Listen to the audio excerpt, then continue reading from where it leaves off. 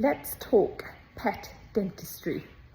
So it is quite an in-depth topic actually, but I'm just going to briefly explain what it is we do when your pet comes in for a dental, why we need to do the things that we do, and show you some pictures of the equipment and give you a few explanations about that.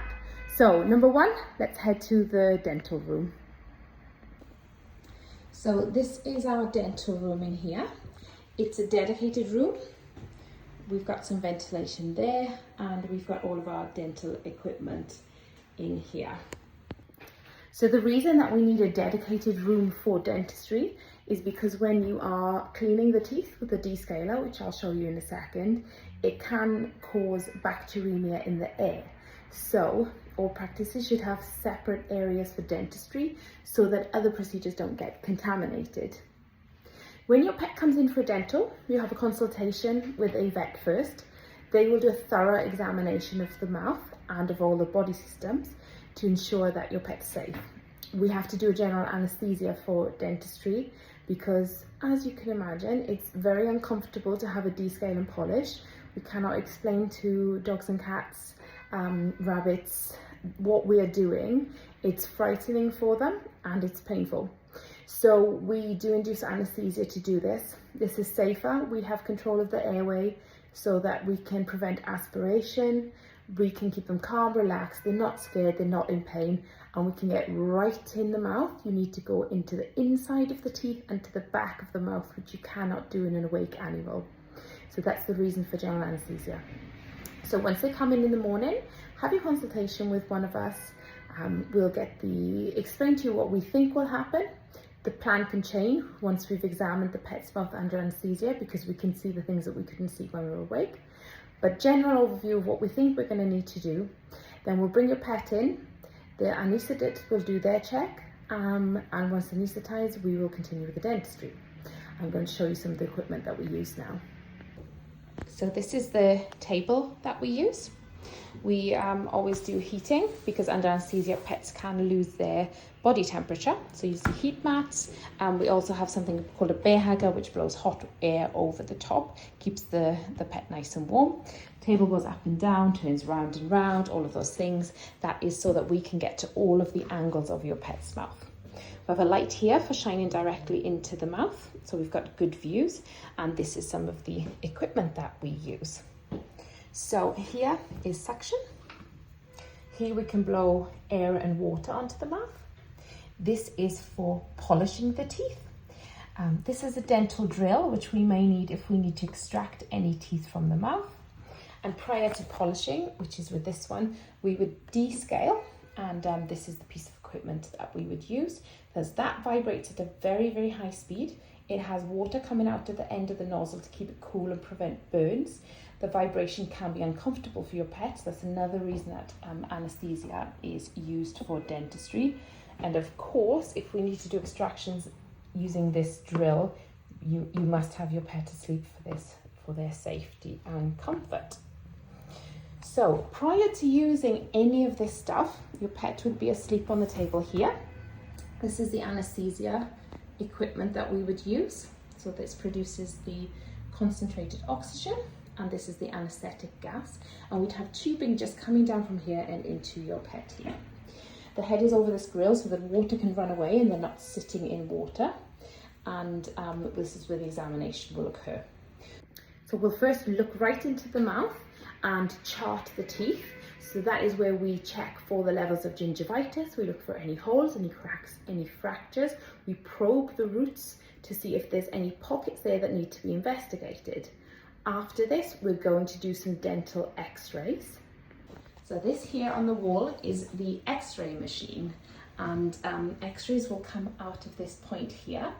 So we will take this over to the table where your pet will be lying, shoot the x-rays using this, which we stand outside the room once everything's lined up, press this, and then all of those x-rays will be sent through to a plate, which we will put into our little computer here, which will be attached to a laptop.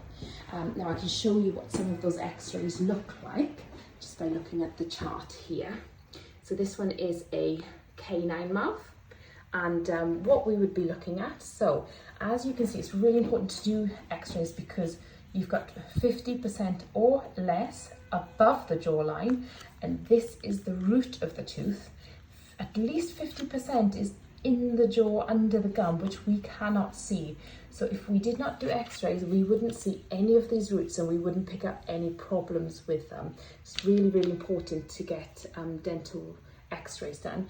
This is a cat mouth, and I would say probably even more important to do x-rays in cats because they very commonly they have what's called resorptive lesions.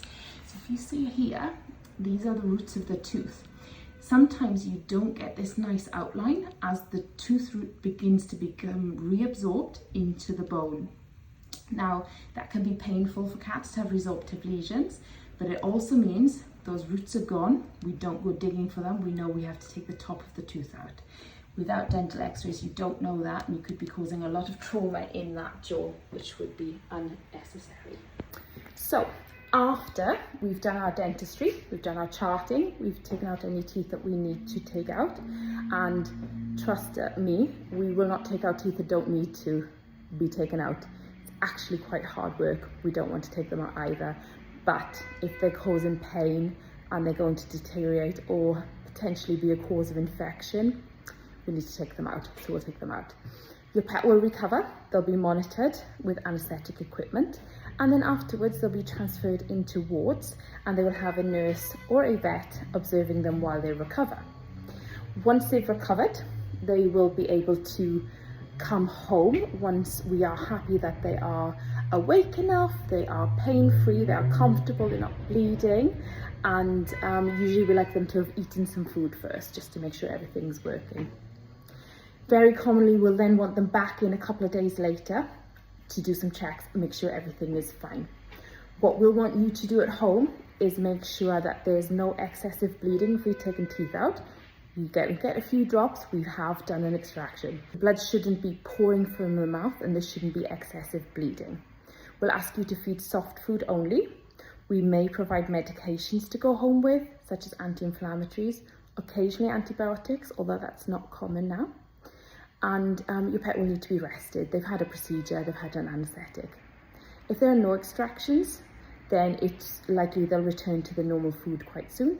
If there's been extractions, they can take up to around 10 days to heal, and we want to do regular checks during that healing process to make sure everything is fine. We're going to recommend aftercare as well. We've done a dental. We're going to try and prevent further ones. Not always possible, but if we can, we'll prevent further dentals from being required, or at least extend the time period between which they're needed. So for example, there are things that you can put in the water which stops the microfilm of bacteria from being formed on the teeth and slows that process of gingivitis and tartar buildup down. Brushing teeth is ideal. If your pet will allow it, not always the case, then we're going to ask you to brush the teeth at least once a day. Twice a day if you can. Imagine if you didn't brush your teeth every day. It's the same for pets. We may recommend dental food or diet changes, very individualized per pet. So whenever you collect your pet from a veterinary clinic, they should come home with dental advice.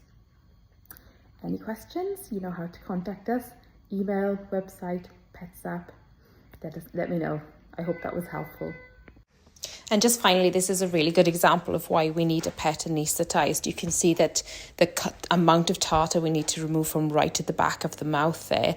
And actually, after we did so, we could see that the root was really exposed and that tooth actually needed extracting. And then finally, just a little bit more of a more satisfying video showing the tartar coming off and the lovely shiny white tooth that is left underneath. Thanks for watching, and as always, send us a message if you need any information.